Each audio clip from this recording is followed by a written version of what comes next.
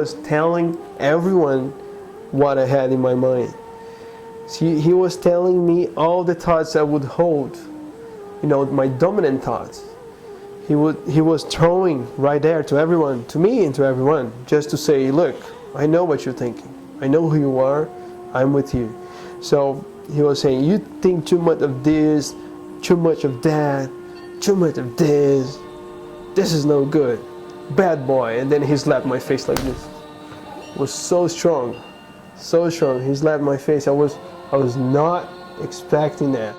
And then he said, you know diamonds? Yeah, I know diamonds. And then he started doing this, with his hand, and he gave me a ring. I said, well, thanks, Swami. And then I thanked him, and every now and then he would talk to me again. And all of a sudden he comes again and say, you need to be a good person. And I was like, okay, Swami. I took the message. And he said, you need to be good, you need to be good, you need to be good. Don't forget this. And I had this shirt, the Brazilian flag, and then Sai Baba, and was shrinked here. You couldn't see the word Sai Baba.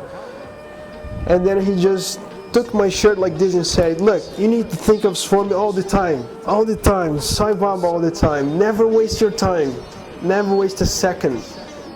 I hope you understand this.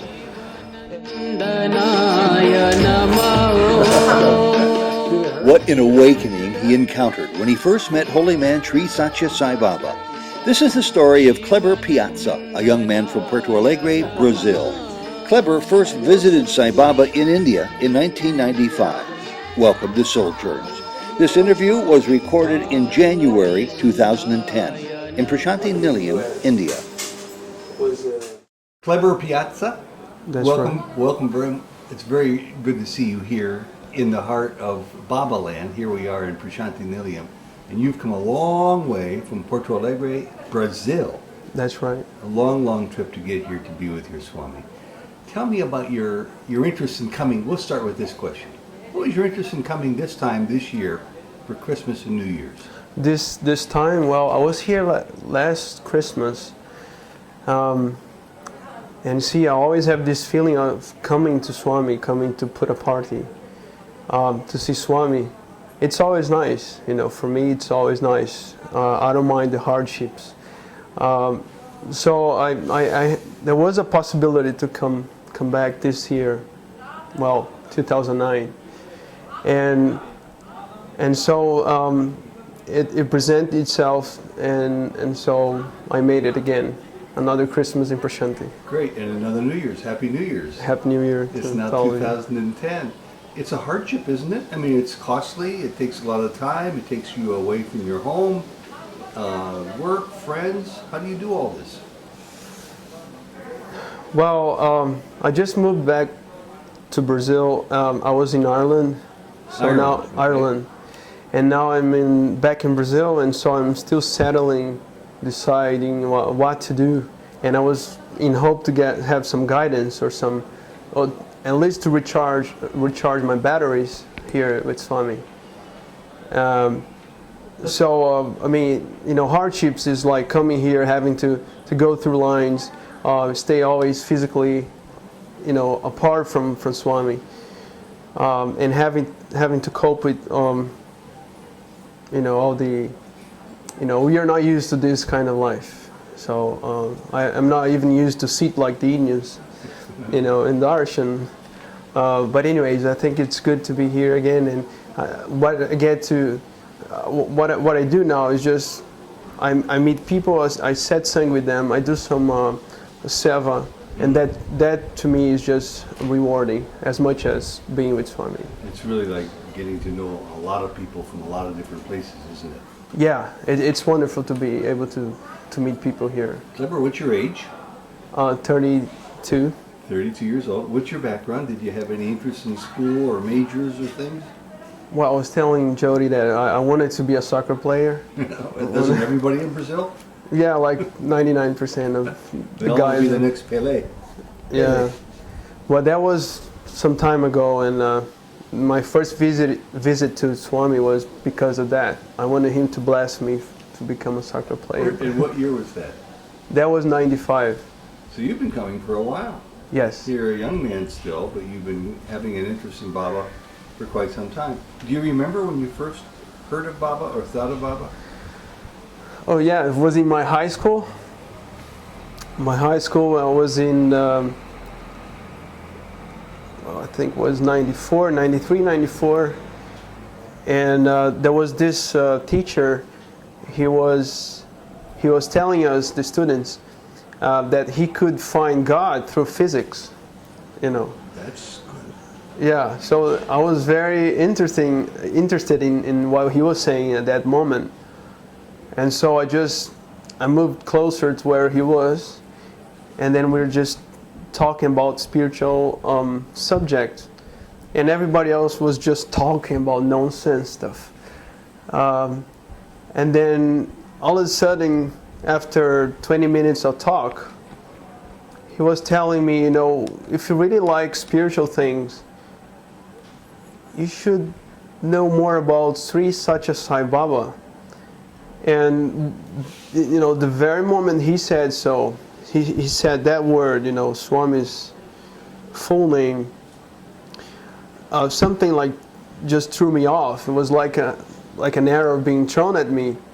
You know, it seemed like time was being slowed, like I was in a slow move, like an enchantment. And I had this voice or something telling me, I need to know about this man, whoever he is, you know, Sri Satya Sai Baba. I need to know. And it was so strong and deep that I was trying to see if there was a book in the bookstore the very next day, you know.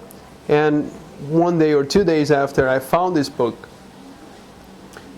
And after reading the first chapter, I knew it. I had to come to Prashanti. Do you remember the name of the book? Well, it was The Man of Miracles. By Howard Murphy. Howard Murphy. Did you know of anybody else in your town? No. I didn't know about anyone that would believe in Swami or Sai Baba. Nothing. There was no group.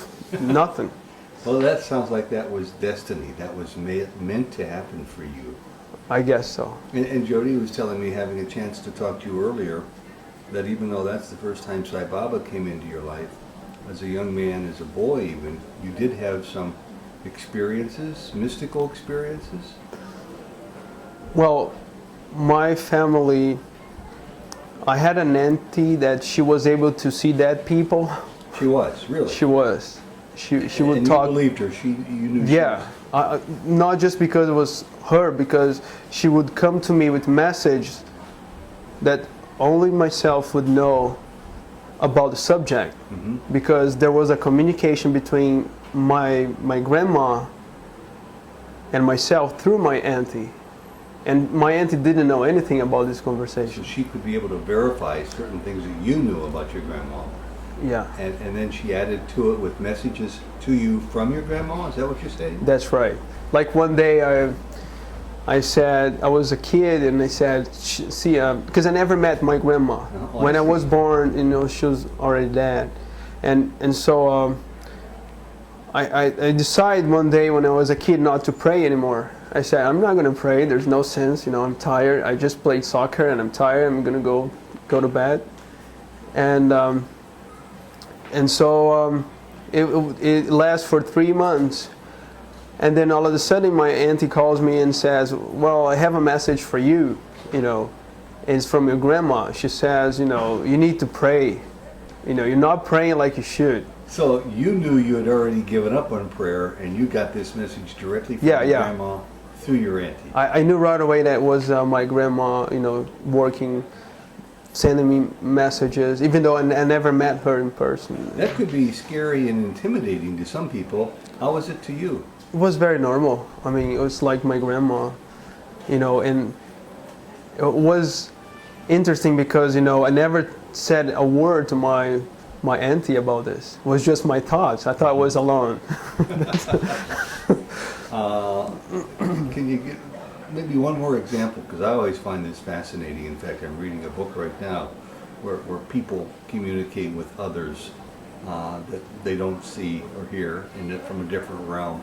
And you had this first-hand experience when you were a child growing up in Brazil. Yes, yes, yes. And then, I mean, eventually, my auntie would come and say, look, there's a message from your grandpa, there's a message from your grandma.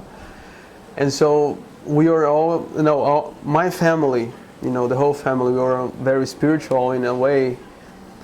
And so I think when Swami came to me, it was at the right time, and I was kind of prepared for the whole move that I had to take in my life. But another example was when I was in high school, and in this high school I heard of Swami, like 3 years before or so. I had this placement test that I had to take to get in the school, the high school. Mm-hmm. And it was me and my sister, my twin sister. And I haven't studied for it. It was so easy. I mean, my grade was 5.5, which was the minimum grade to pass. And so I passed it. I was so happy. But I didn't make any effort to pass this. In any case, there was a message like 20 days later from my grandma. She was saying that she was very happy for me. Uh-huh. She was very happy for me because I passed it, this placement test on this high school. And I was wondering, why did she say so? Because, I made no effort, it was so easy. There was something behind this message, And later on, I think I was putting the puzzle pieces together, and I think it has something to do with my getting to know Swami in that high school. So, and once again, your grandma comes through, but to your knowledge, the messages through your auntie from your grandma never involved Sai Baba directly, did they? No, never.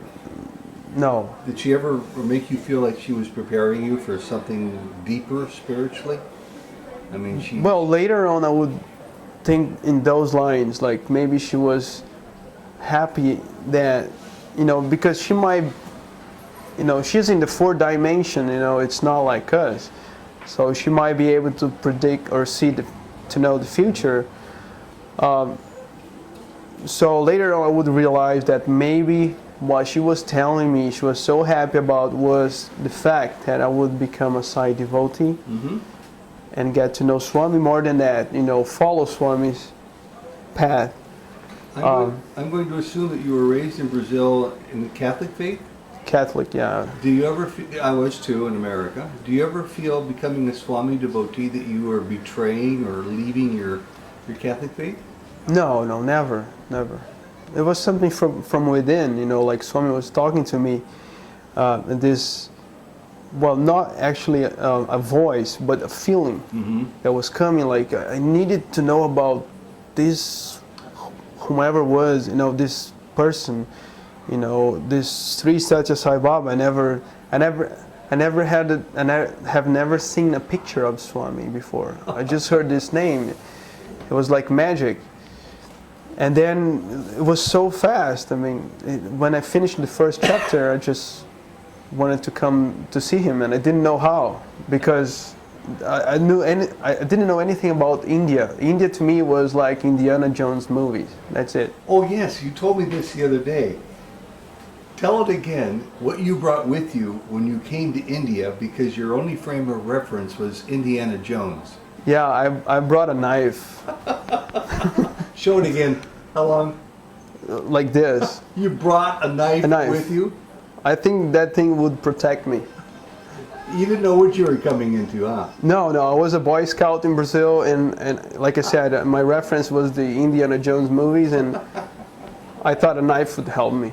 Wait a minute, what was the connection? Indiana Jones close to India Jones, maybe? Or was it just because it was an adventure into the unknown for you? I don't know. I don't know. I was a kid. I was a teenager. And who finally took that knife away from you, or anybody? Well, there was a guy from Brazil here that I didn't know Brazilians were here. So, like, there were some people from Brazil, and at that time I would just speak Portuguese. Uh-huh. And so this guy said, "What are you doing with this big knife in your in your luggage?" And I said, "Wow, this is for protection, you know. And to me it was natural and right, you know, but for him it was so funny, you know. Well, let's go back to your teacher who first told you that, you know, about Sai Baba, the way you referenced it to us at the beginning of this interview. Is that the same teacher you later told me about who had Baba come to him, or is that a different teacher? No, it's a different teacher. This teacher that told me about Swami, he doesn't believe in Swami. He's not a Swami, you know, Sai Baba believer. The first teacher? Yeah, the one that told me about Swami.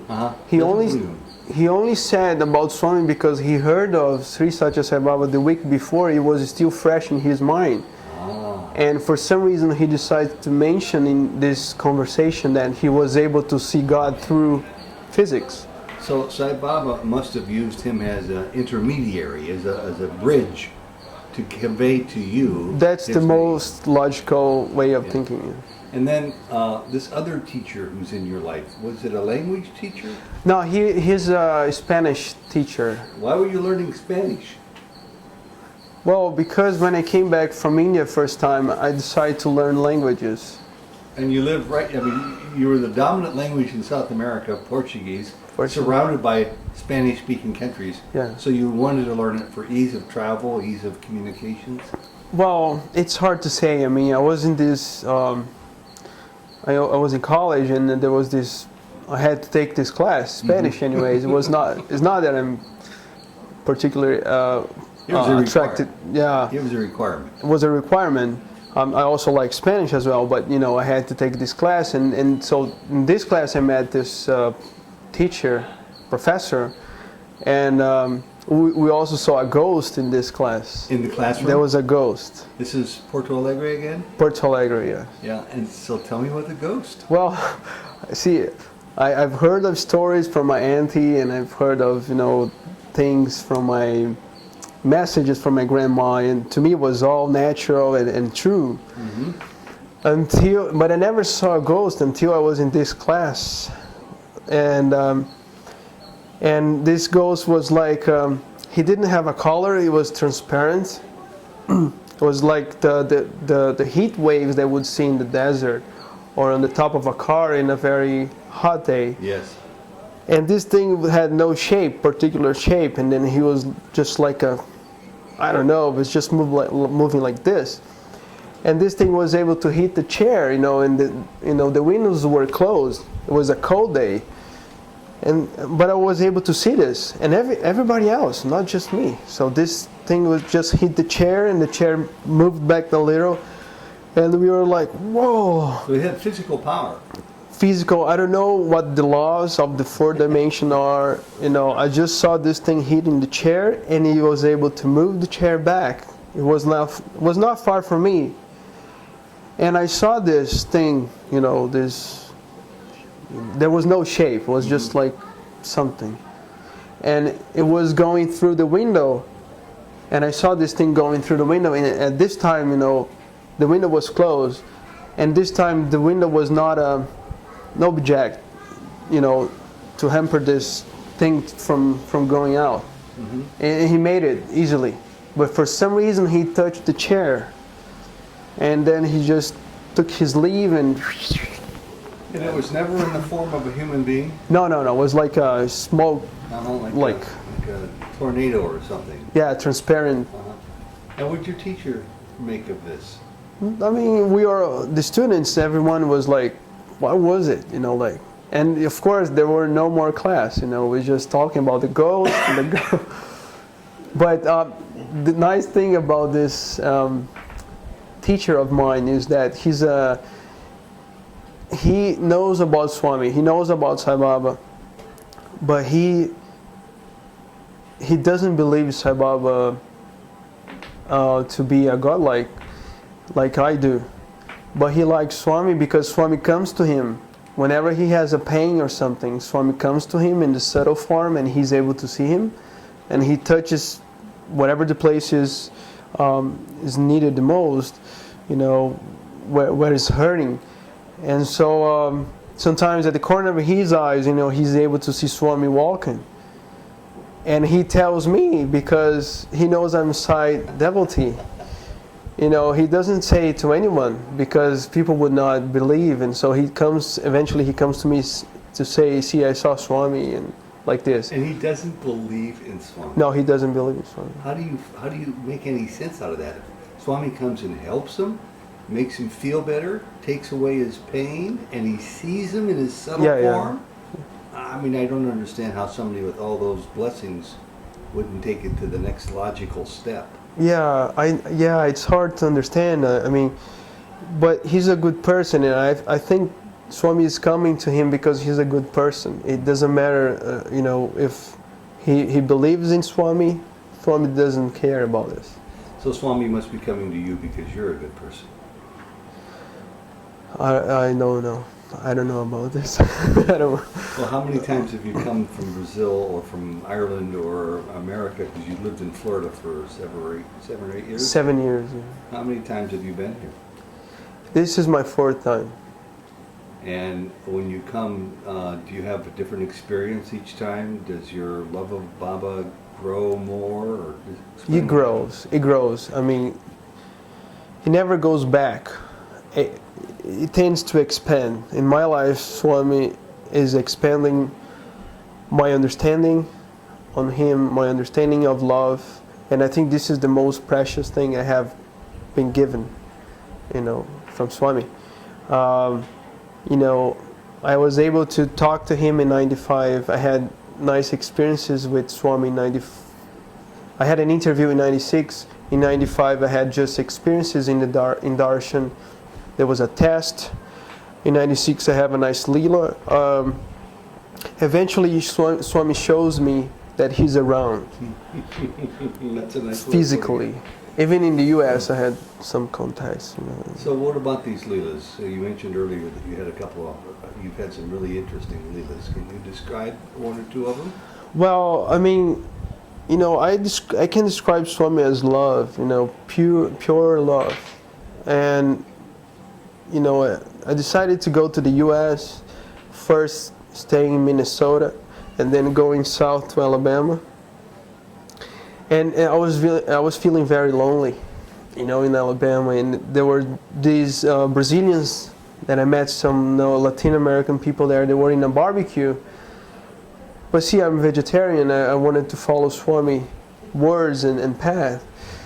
And there was this barbecue. I just went with them because I was alone. I didn't want to stay home. So there was like a playground close by,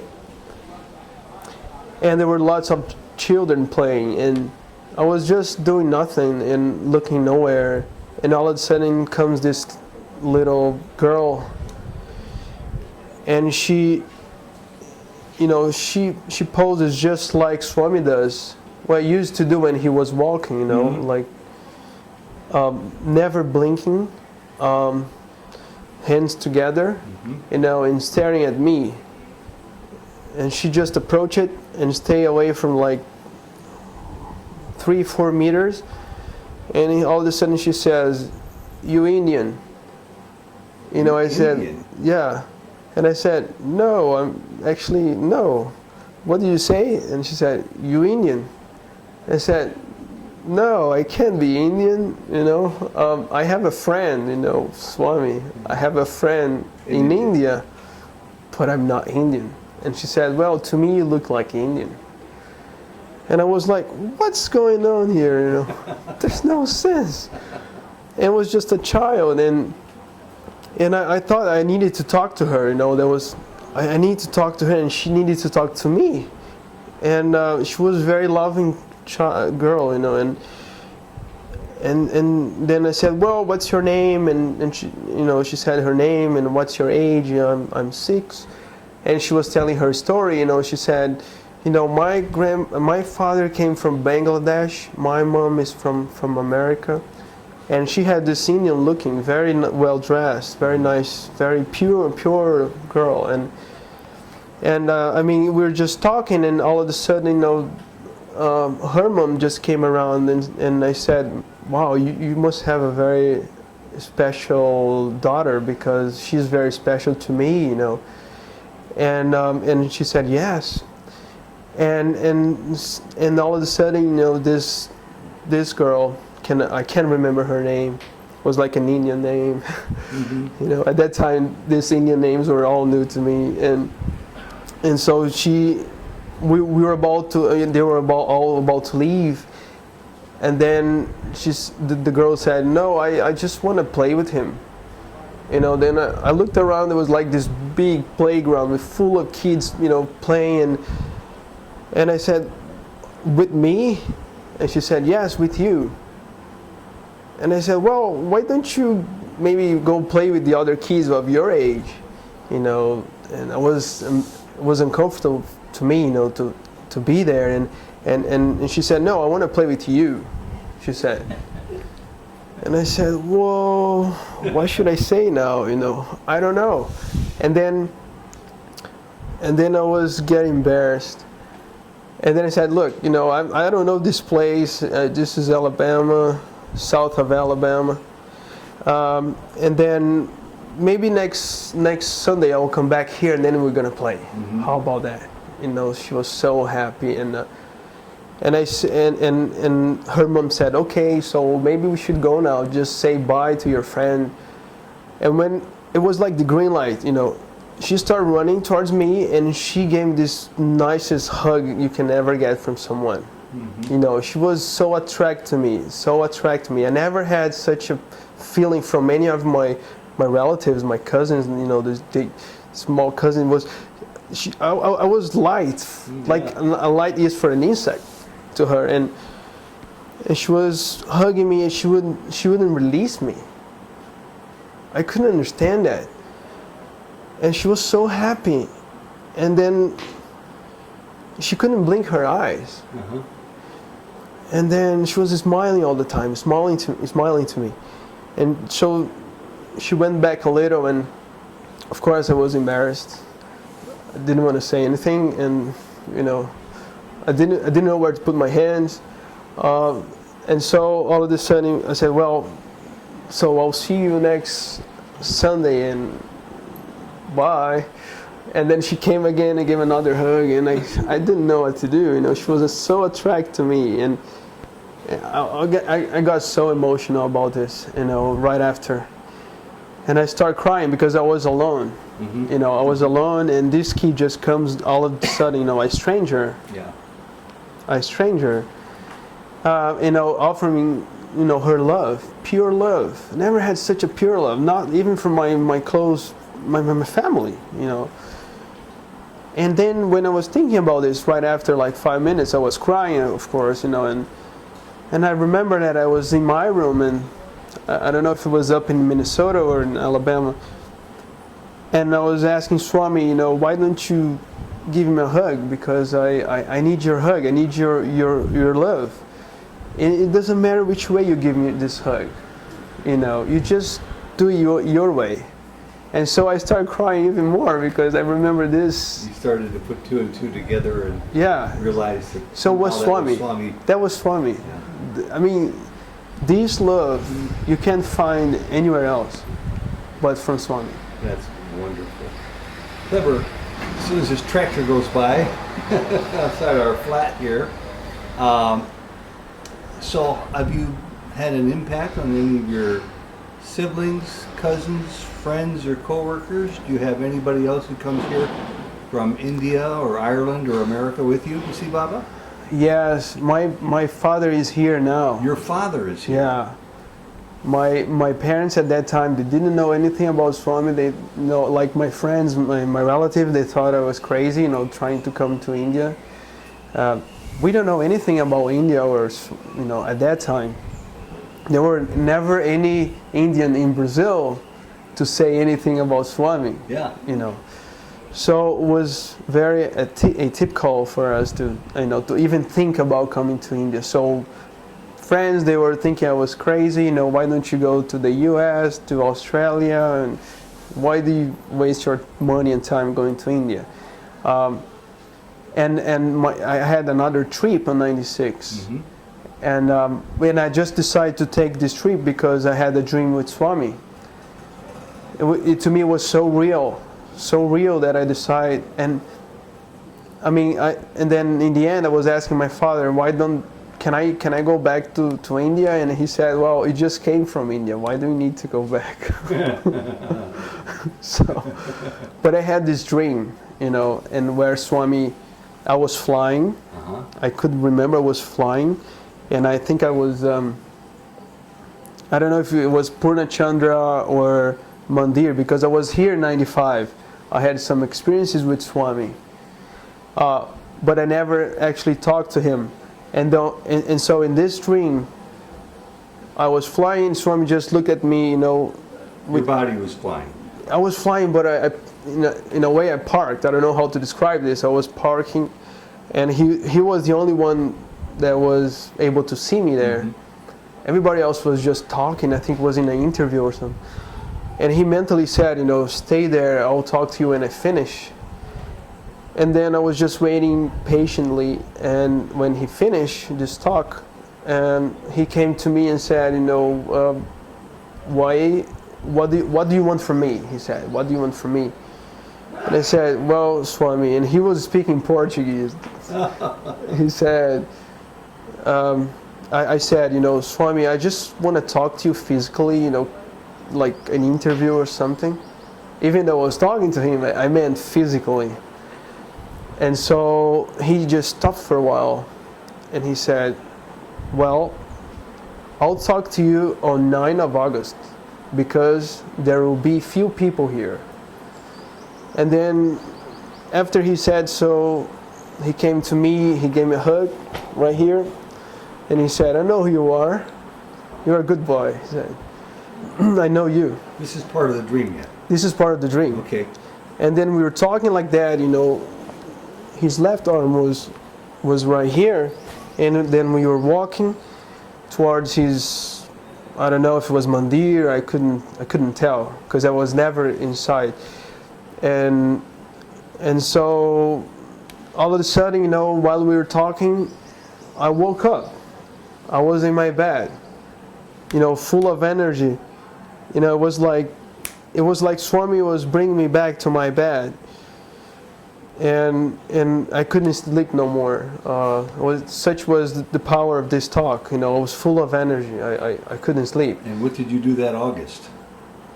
So, see, what happened was, you know, I was just back from India in January, and I had this dream in February, 96. And, well, I just kept this dream to myself, you know. I mean, I don't know how to handle this. And then, you know, there weren't any people in Porto Alegre that would say anything about Sai Baba. No Sai Baba center there.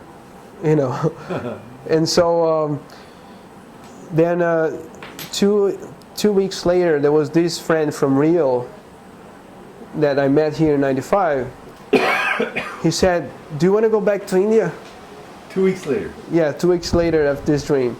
And I said, why? I mean, well, because there is a fair on sale that you might want to take advantage of. And I mean, I'm just inviting you, you know, if you want to come. And I said, look, I just had this dream and with Swami and it looked real for me, you know, and he said these things. And he said, maybe he's calling you. And I said, oh yes, I mean, he's calling me, but I have to go through my parents again, and you know, money, and you know, it's an ordeal for me. But he said, why don't you try and see what happens? And so I had to sell a little bit of things and convince my parents. I still had to convince my father, you know, that, you know, I had to come to India again. And he said, you know, why are you going back to India? Because you just came from there. There's no sense. And I told him about this dream. You know, to me it was so real. And well, I said, Dad, you know, you're not going to understand this. You know, so I mean, in the end, he gave me, he lent me the money, and so I made it to India again. What month was it? That was the end of June '96. Okay, so you weren't here for August then? I was here for August. I stayed for 3 months. I stayed for 3 months. And did you come with your friend from Rio? And he would, well, when he comes, André, his name, you know, he comes just for 2 weeks. And so he came like in July or so, 2 weeks, and then he left. Mm-hmm. You know, but I was there, and I had lots of interactions with Swami, like 95, Swami was not looking at me. He was ignoring me. Like I was not there, But 96 was different, especially close to this date. He was looking at me, like everything I would do, like, put a japa mala there, he would come and blast. I would get first line all the time. You get up early in the morning to go through the chit lines and you get first line. Yeah, I would get first line very often, very easily. And, I mean, it was so different. I mean, when I came 95, I didn't know anything, and I thought I could come to Swami and have some tea with Swami. My only guide was this book, The Man of Miracles. And then I was so disappointed when I got here and I couldn't talk to Swami. But I was so naive in the same time that my first darshan, I had this letter that I wanted to give to him, because in the book it was saying, you could give letters to Swami. And then I was fourth row inside of Sacrament Hall. And then I stood up when Swami was coming, and then I started walking towards him, and I basically stopped in front of him, and I gave, "Here you go, Swami, here's my letter." And nobody stopped me, like. And he was just smiling like this, and he took my letter, But then after that, Sevadals were saying, you shouldn't do that. You shouldn't move like that. And I was just walking, and I walked towards him. Keep going, yeah. But anyways, I mean, so then the big thing about 95, before I come to this 9th of August, I just want to say one thing about 95, which was the year he never talked to me, never did anything. But there was a very special darshan where he came and he stopped right in front of me where I was. And I had a letter. I mean, I used to write so many letters to Swami, at that time. And I wanted to give this letter to him. And he was picking letters from everyone in my side, to my right, everyone to my left, everyone above me. He was ignoring me, totally ignoring me. I was like even, trying to throw this letter at his face, but I didn't, of course. And he was just ignoring me, and I was so disappointed. There was this feeling, negative feeling coming to me, even though he was in front of me. He was like 5 centimeters of me. And I just nodded like this, and I said, I can't believe it, I'm here from all the way from Brazil. It's such a sacrifice to come here, having to go through my parents and all the difficulties I had there. And you're not even looking at me, you're just ignoring me. There must be a reason, and you know what? I wanted to know that even though you're doing this to me, I'm hurt, but I believe you. I believe you, no matter what you do to me. And I was just, my eyes were closed, and then when I started looking up, he was still there, and he was moving his hand like, look up. And when I looked up, he was just smiles. Just smiles. I never saw him smiling to me like that. And then he made a signal like, now you can turn your letter. Then I turned my letter. And so he was there for another minute. And my friend from Brazil, he said, you should touch his feet. He's in front of you. You should do something. And I didn't know what to do. And didn't know I had to touch him, So I just touched him like this, a little embarrassed, and so he was there for a little while, and later on I just realized that he was a test. He was testing me, and I think I passed this test, and then he asked the letter as the final note of this test. Well, so you've come to appreciate his tests, because he does lots of testing for lots of people for many, many different reasons. So that was a real, you graduated. Yeah, maybe that was my graduation for the interview, I guess. And so coming back to 96, I decided to come because of this dream I thought was so real and vivid. And I was waiting for this 9th of August. Up to then, I had no interview with Swami, but he was eventually giving some looks, very different from 95. So he came the 9th of August. I was so excited. Morning darshan came. He picked some people for interview from other countries, and he never looked at me. I think I was last line. He never got close to me. It was gone. And I thought maybe it's in the darshan, evening darshan, that he'll come and say, "Hey, remember me?" Yes. Or something. But then came evening darshan, and he came. He picked some people for interview. He finished darshan, and I was left alone. Nothing happened on the 9th of August. Were you shattered? I was terrified. I mean, I was really sad. I didn't know where to go. I didn't want to talk to people. I didn't want to do anything. I thought, what am I going to say to my family? See, I came here because of a dream. I thought it was real, and Swami doesn't even look at me. Doesn't want to talk to me. I don't know what to say. I was very sad, very disappointed. I didn't want to see anyone that day. And anyways, then I was in a group, like 3 Brazilians and 4 Portuguese. And there was this seva they wanted to do, that was to donate blood in the super specialty hospital. And then I said, no, I don't want to donate blood. I don't like needles. You're not going to convince me. You can ask me to dishwash, to clean dishes or whatever, but I'm not doing this. I can be kind to people. I can be kind to Swami in a different way, but I don't like it. They said, no, you need to donate blood. It's nice, and we're gonna do that eventually. And I just forgot. I said, no, forget it. And then on the 12th, they were saying, see, remember that seva, the group seva that we're meant to do? So this is the day. This is it.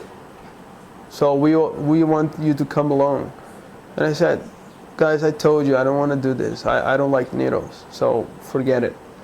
And they said, well, just come along then as a group. You don't have to do it. So I said, well, so let's do it. So let's go. So it was a nice way to get to know the hospital as well.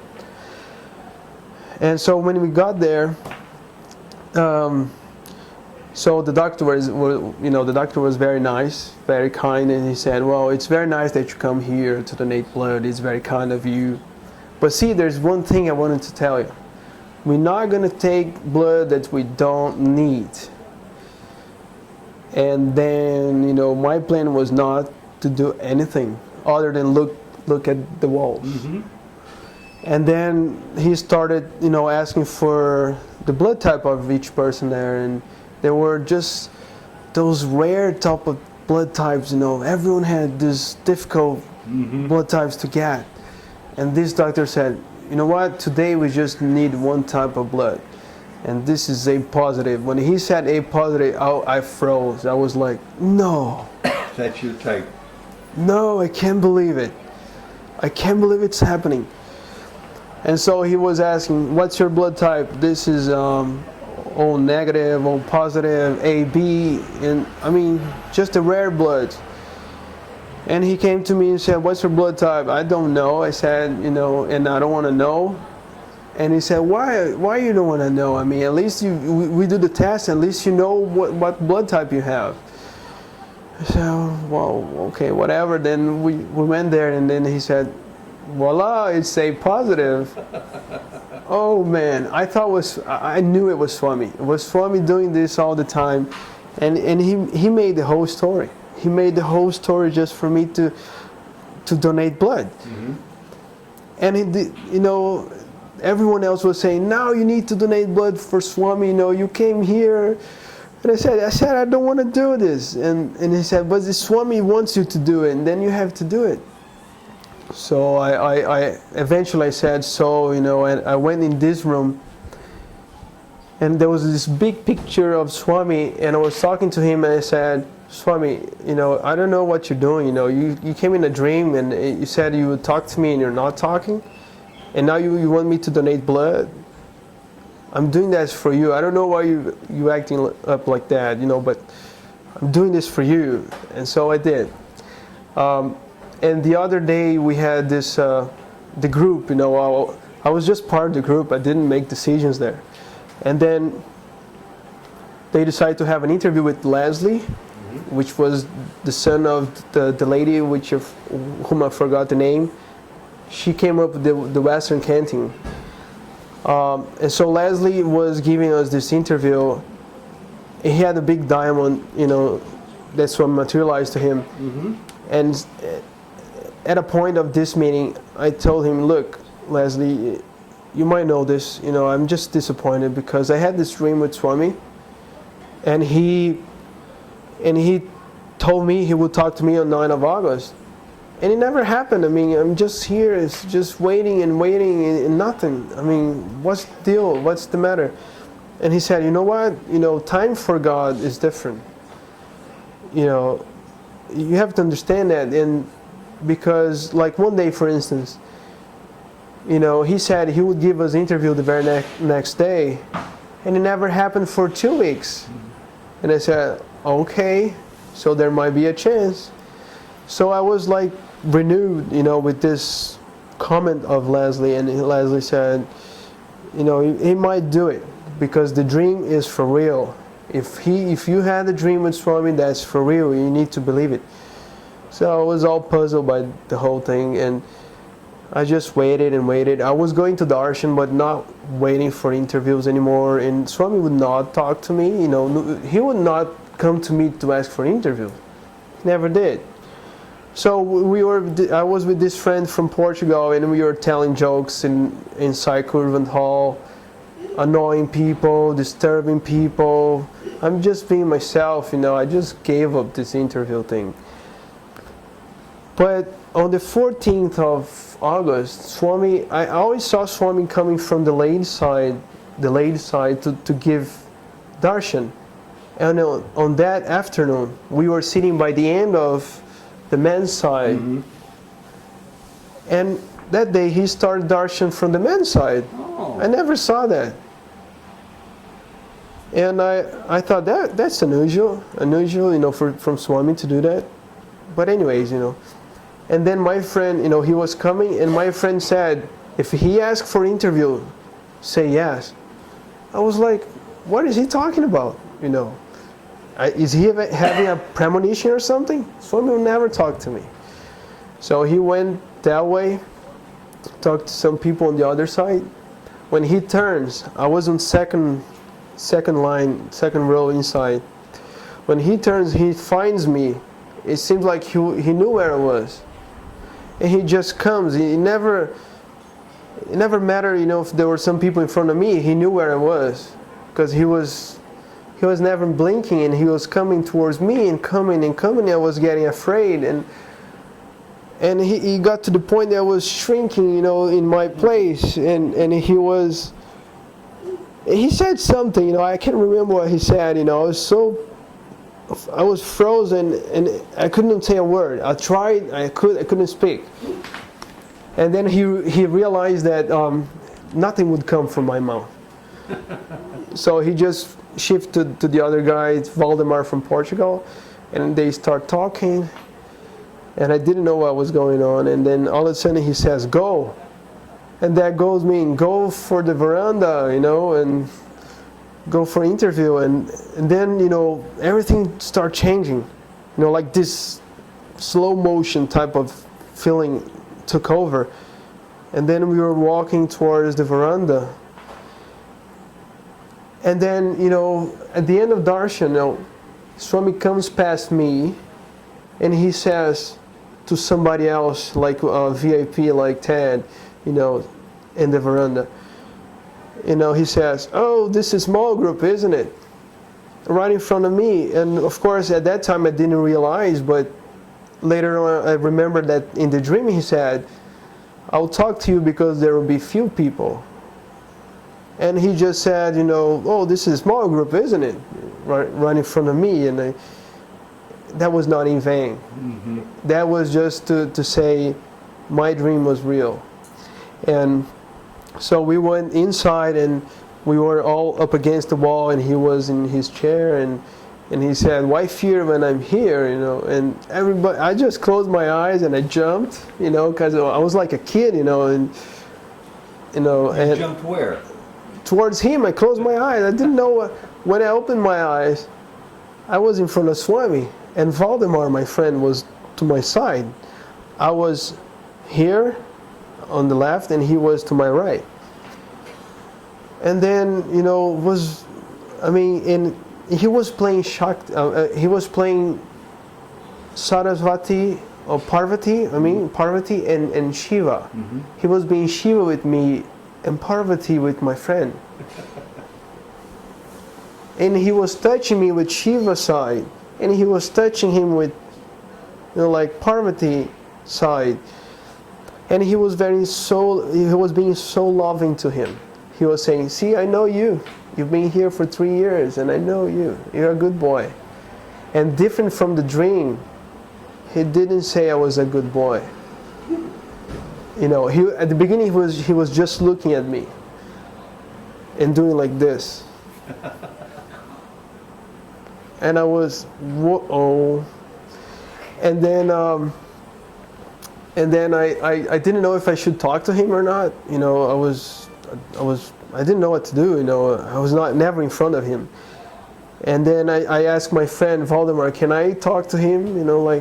And he said, "Of course you can do. You can do anything here in the interview room. It's different from the outside, And then every now and then he would look at me. He would look at the other person, like he was reading our minds.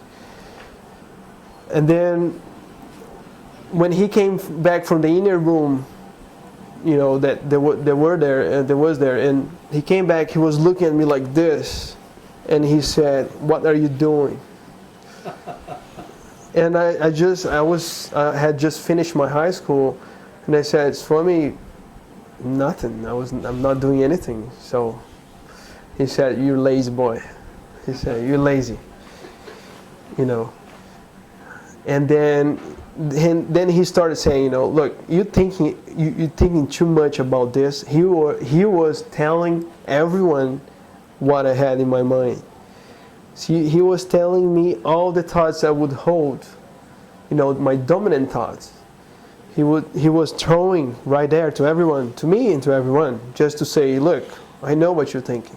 I know who you are. I'm with you." So he was saying, "You think too much of this, too much of that, too much of this. This is no good. Bad boy." And then he slapped my face like this. It was so strong. So strong. He slapped my face. I was not expecting that. Everyone was astonished. Everyone in the room. Like he was being Shiva, all the time to me. And I wanted Parvati, and she was giving me Shiva. And so I said, "Uh-oh, I must have done something wrong." I always thought to be a good boy, And then he said, you know diamonds? "Yeah, I know diamonds." And then he started doing this, with his hand, and he gave me a ring. He just showed me this ring, and then he decided to give this ring to me, and so he gave me the ring, and he's. Diamond ring? Is a diamond ring, like 3 pieces. So he gave to me and said, "Look, this is for protection. Diamond, you have to change your thoughts." And I said, "Well, thanks, Swami." And then I thanked him, and every now and then he would talk to me again. And all of a sudden he comes again and say, "You need to be a good person." And I was like, "Okay, Swami." I took the message, and then I said, "Okay, Swami, that's it. I'll be a good person." And I don't know why he was saying so, but he was saying to me like that. And he said, "You need to be good. You need to be good. You need to be good. Don't forget this." And I had this shirt, the Brazilian flag, and then Sai Baba, and was shrinked here.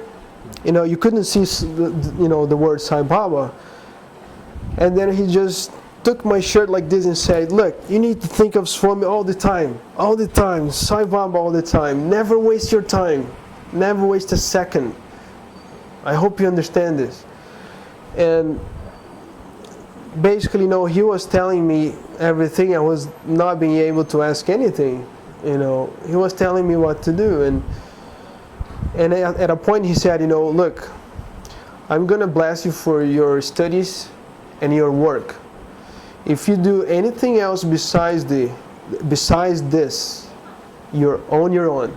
I will only bless you for studies and work. You make no mistake about it, he said. So that was the message to me. He was saying, he was all saying to me, look, you need to think like a human being. You're not an animal. You're like a human being. You need to understand that. So he was tapping here on the chest and looking to the ceiling and saying, I am a human being. You need to be proud of that. I am a human being. So that was, his messages for me. But there were two other things that they threw me off in this interview, that I always thought Swami to be God. Since the beginning, I had this feeling. He was very important. He was very powerful. And he was with me. He knew my thoughts. And so all of a sudden he asks a lady to come inside. I mean, a person, I don't know if it was a lady or a man, but he shuts the door and there is this lady from Portugal, and she tries to arrange the letters that Swami brought from Darshan, from the devotees.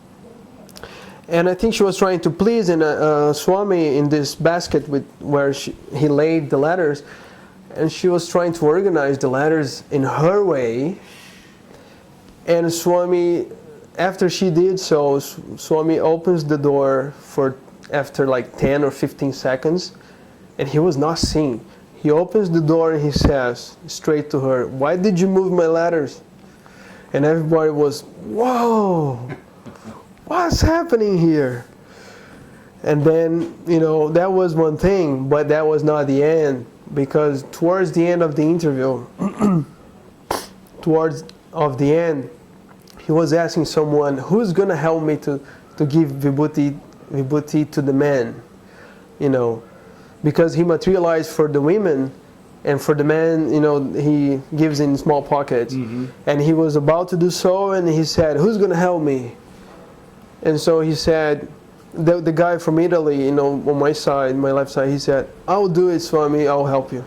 So to get to the other basket with the vibhuti, he had to go in front of me, in front of Valdemar.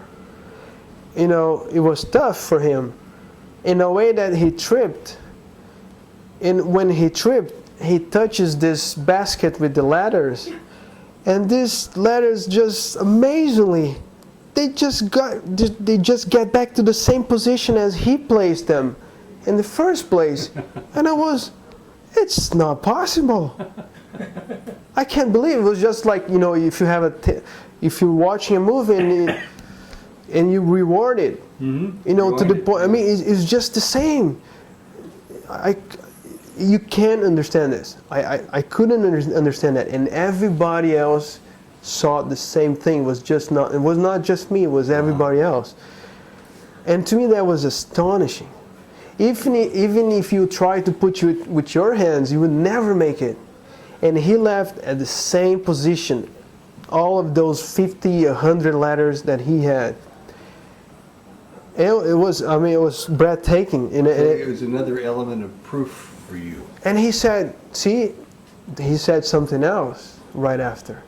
He said, pointing to the girl that moved the letters, he said, see how God does everything right? He said. So it was so amazing. And of course, I knew that he was God, but those moments there was just moments, divine, godly moments. That's wonderful. Now I want to know why your dad came from Brazil to India to see Sai Baba. Well, after a while, I was asking Swami, my dad, what do you think about Swami, And he said, well, I don't know. And then later on, like a few years ago, 5 or 6, what do you think about Swami? And he said, he's just like Jesus, Yeah. So. Did he notice any change in you over the years, your dad? I guess so, but my dad doesn't say much, he just keeps everything to himself. He's a man of few words. But I wanted to bring here, it's a payback time, because he lent me money that made me come here to India and have this contact with Swami, so I wanted to give him, this gift. Like, you need to have this as well, or a portion of this, whatever. You need to have your own time with Swami. And I'm so glad, because this year, 2009, just yesterday, he had, one day he had first row, and then Swami looked at him, and he looked at Swami, and I was so happy, because that happened. It was like a dream come true for me. And I was asking my father, like I said, my father is a man of few words, and I said, what did you feel? And he said, well, he looked at me, and I looked at him. That was it. He just said so. He said that was it? Yeah, no, he just said, he looked at me. Swami looked at me, and I looked at him. I was expecting something else, like, like this moment, like this vibration coming. Maybe that happened, but he never said a word. But I know that inside something is happening to him. He's going to darshan, he's lining up. He got many times first line. I never got first line this year, but he got first line. So I'm very, very glad. And the nice thing about getting to know Swami was that back in Porto Alegre, I was able to set up a group with other friends, because there were no groups in Porto Alegre, south of Brazil. So now there is a very big and active group going on in my city. Wonderful. Kleber, 2 last questions. Who is Sai Baba? Sai Baba is my best friend. Sai Baba is, I know he's God, but more than that, I think he's my best friend. He might not be there physically, but he's there for me, and I know that. I know he's there for me in my thoughts. And if I need, in times of need, he was always there for me. So if there's someone that can read your thoughts, know about you, your past, your future, know what's best for you, to me, that person is God.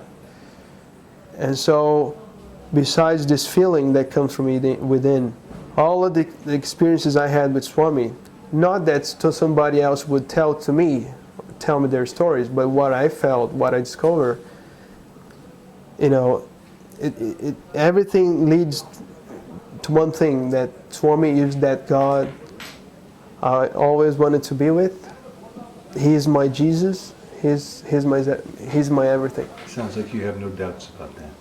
No. Sometimes I get angry with Swami, but it's fine. And the final question: what are you going to do with the rest of your life? Anything. Because Swami said in the interview that I was lazy. I should be doing something. I never asked him, what I should be doing, but there was a friend of mine. He gave a speech to the devotees in south of Brazil, where Swami was saying the same thing to another Brazilian, and he was saying, you need to do something. He didn't say he was lazy, but he said, you need to do something. And at the end, he was able to ask Swami, what do you want me to do? And Swami said, anything. It's a great answer. Yeah. And so, if you're asking me now what I should be doing, I anything. Like, it's His will, it's not my will. I wanted things to be that way, because I can feel I'm safe, I'm secure under His fold, you know, and He said so. So I whatever happens, you know, it's bonus. And does He make you happy? He makes me happy, yes. I mean, you know, everything I got to know from Him, you know, that, you know, I'm with Him, and then that is just when we die, and then we just go to another level, and life continues. And I want to be with Him. I want to be one of His soldiers, like I wanted to be for Jesus. And so it doesn't matter. I just want to be with Him. It doesn't matter who I married. You know, it doesn't matter where I go. U.S., Ireland, and Brazil. In fact, you know, in a dream he said, I was in Ireland. I want to go back to the U.S. And he said, I wouldn't go to the U.S. with an American accent. And then he said, but with an Irish accent. So I decided to stay in Ireland. And right after he said, you know what? There's no country between us. He wrote in a message in this dream, you know, like using the U.S. as a country, you know, because I wanted to go back. And he said, no, you know, he didn't say no. He said, I wouldn't go, if I were you, I wouldn't go to the U.S. right before the, you know, the economic crisis. I think he was telling me about this. But he said, you know, there is no country between us. Man, wherever I go, He'll be with me. So this is the feeling I have, and I want to keep this way, you know. Kleber Piazza. Piazza. From Brazil. Thank you very much. What a great story. In Sairon. Thank you for having me, Ted. Thank you. It's my pleasure. Good luck and God bless. God bless. I always thought he told me I was a good boy, and then in the interview he said, you know, Did it hurt? Did it hurt when he did that? it didn't hurt, but I was not expecting, so I was like, whoa, what is he doing to me? I know it's something good.